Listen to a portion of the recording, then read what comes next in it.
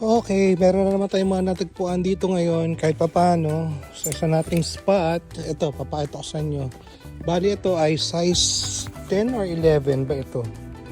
Size 11, US size 11. So pinag-iisipan ko pa kukunin ko tong slides na to, size 11.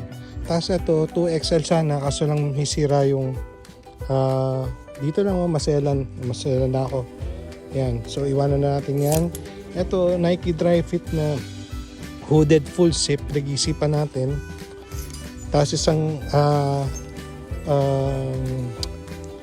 Levi's na 502 34 by 30. Hindi ko alam kung gato talaga yung wash niya, pero mukha naman okay, black na acid wash.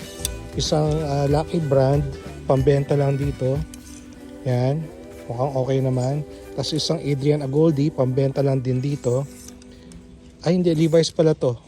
Maganda ng size na ito, 502 33 by 30. So baka uwi natin sa Pilipinas. Ito yung Adrian Agoldi, pambenta lang dito.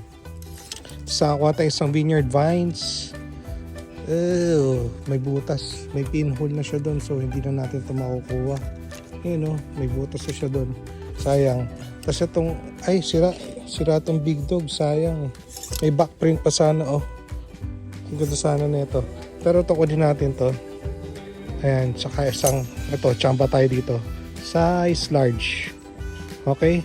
Sana walang sira. Double check lang natin. Pero yan na yan.